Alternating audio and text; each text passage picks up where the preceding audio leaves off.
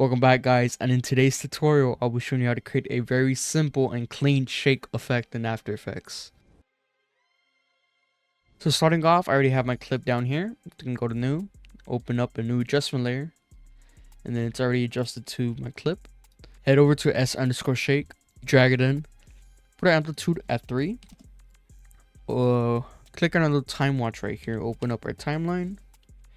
And we already have our first keyframe placed in the beginning, which is going to be at 3.0. We're going to head over to our end right here, and we're just going to place it at 0. And we're just going to highlight and then ease both of our clips right here. And the reason I put 0 right here is to actually just ease out the shake effect. So you can see it easing out right there. So I'm just going to push it towards the end. Next, I'm going to head right over to Y-shake. Y-rand amp. I'm going to put our Y-rand amp at 337 right there. Click on our time watch to make a new keyframe.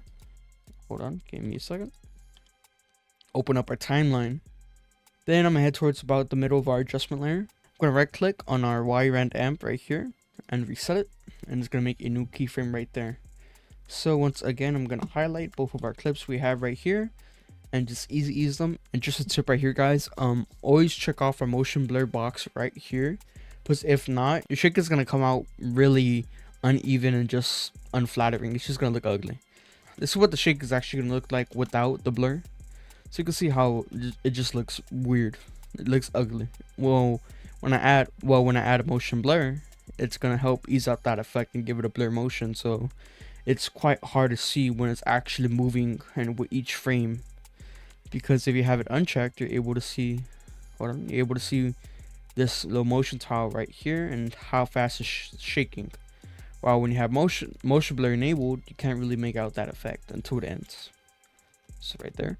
So once after adding S_shake, I'm gonna tick off the box, head over to my effects and presets panel, and I'm gonna add exposure right here. And then I'm just gonna head over to round at the start, so about right here. And input 7.38 at the start of our clip. Click our time watch to start a new keyframe. It's going to be really like wide and bright, but that's just for the beginning of it. Then we're going to head towards the middle of our adjustment layer, put it at 0, and then we're just going to highlight once again and ease our keyframes right there. The reason behind adding exposure is to actually just give a nice transition into our shake effect, so it's not really bare bones with just the shake. Make sure to subscribe, like, or leave a comment. I'm uploading 3 to 4 times a week. With that all out of the way, make sure to keep on staying creative, and I'll see you guys in the next video. Peace out.